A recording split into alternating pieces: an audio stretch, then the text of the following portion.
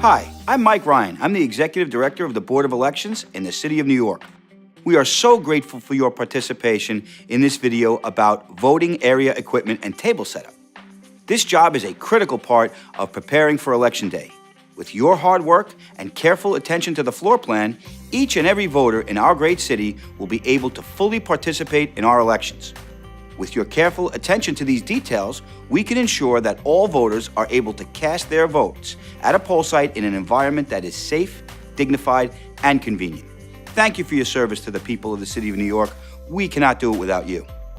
As a poll site coordinator, you'll have many responsibilities on Election Day. Ideally, you'll have a chance to visit your poll site in the afternoon before the election to ensure that all of the correct voting equipment is in the voting area that's designated on the floor plan and the schematic. When you arrive at the poll site on Election Day, the voting equipment may already be in place, but it will be your responsibility to check and verify that everything is or has been laid out in its proper place according to the floor plan. In this video, we'll help you know what to look for when verifying your voting equipment setup and how to correct any problems you find. To make certain that all the tables and voting equipment will properly fit into the voting area, the Board of Elections has developed detailed floor plans. These drawings show exactly where everything needs to be placed. There are dimensions showing how much space there should be between each of the pieces of equipment and their proper distances from the walls and columns. You will be provided with a copy of the floor plan of the voting area in your coordinator supply envelope. This floor plan shows exactly where and how your poll site should be set up based on the required accessible routes and clearances at all accessible elements. There will also be a copy of the floor plan in a plastic sleeve on top of each election district supply cart as well. With the floor plan in your hands, check to make sure that the room you are in matches the layout shown on the floor plan. Make sure you have the plan oriented correctly with the room you are in so that it is easy to verify the setup. When you have confirmed you are in the correct room or space, you'll then need to check to make sure that each table and every piece of equipment is in its proper place. Make sure that the election district tables, information tables, card tables, privacy booths, including the accessible voting privacy booth, the accessible ballot marking device, or BMD, and all scanners are placed exactly where they're shown on the floor plan. Verify that they provide for at least the minimum clearance distance shown. If everything is in place, you're all set. If the layout of the room has not been set up exactly as shown on the floor plan, some voters with disabilities may not have access to every accessible station they need to visit. So it's important that you rearrange everything to match the floor plan. Let's take a look at an example of a floor plan that shows the placement of all election equipment and furniture. The plan has been designed to make the most efficient use of the space and to assure that everyone will have room to get around the space to vote. It is important that your poll site be set up according to your actual floor plan, or the voting area may not be ADA compliant.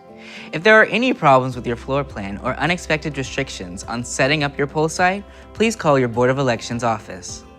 You'll need to check and make sure that an accessible route has been provided and maintained throughout the poll site all day. More detail about this route is provided in the accessibility maintenance video. But the idea is that the accessible route is like a 36-inch wide red carpet that allows voters who use wheelchairs and scooters to vote. It must lead from the entrance to the voting area, and then to each of the information and interpreter tables, ED80 tables, the accessible voting privacy booth, the BMD, the ballot scanners, then back outside. This red carpet route must be free from obstructions all day so that people can get around the room freely. Unacceptable obstructions include things like chairs and other furniture, boxes, trash cans, and fans in the accessible route. Once you've checked the accessible route, you'll need to check to make sure that all voting equipment and every table still have all the proper clearances. In most cases, the information and interpreter tables will be near the entrance to the voting area. These tables may be the voter's first stop, so they will typically be visible from the entrance. The ED/AD tables will usually be just past the information table in a place where voters have plenty of space to line up. The ED supply cards will be placed on the side or behind their respective tables so the poll workers can access them, but they must not be accessible to the voters. Beyond the ED-AD tables, and usually distributed around the room, will be all the privacy booths and the ballot marking device, which is usually just called the BMD. Very often, the ADA privacy booth will be placed near the BMD so they can share a wide access aisle between them. For privacy, both of them should be placed where a wall is behind the voters' backs. This privacy booth must have a clear turning space on the voter side that's at least 60 inches wide by 60 inches deep.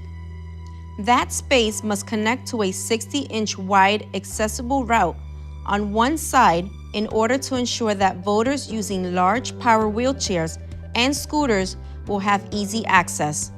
To help measure this distance, you'll find a tape measure in the coordinator supply envelope and another one in the accessibility clerk's envelope. Like the ADA privacy booth, the ADA requires that the BMD also have a 60-inch by 60-inch clear turning space on the voter side that connects to the 60-inch wide accessible route on one side.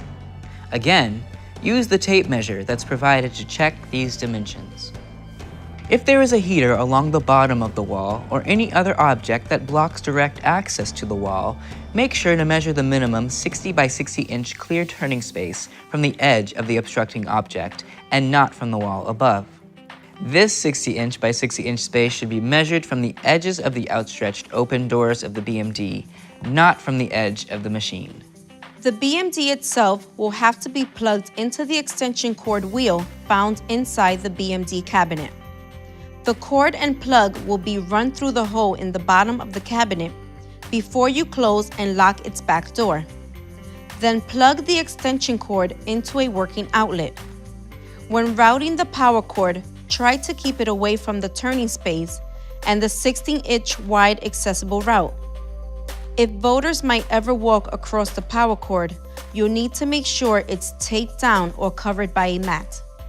The vertical "Wait Here" sign should be placed in front of the BMD. If possible, put it on the side where the power cord is located, where it will be opposite the accessible route.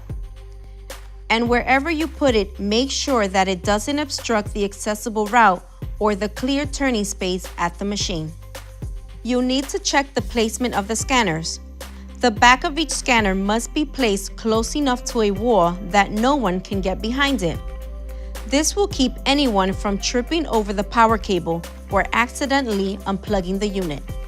Each scanner must also have a 60-inch by 60-inch clear turning space in front that connects voters directly to the accessible route that runs throughout the voting area.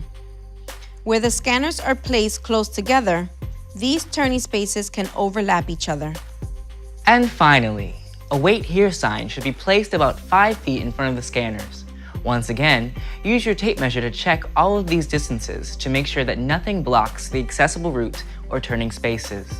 Once you have determined that your poll site is set up properly and you have corrected any problems, you will be ready to open the site and start receiving voters at 6 a.m.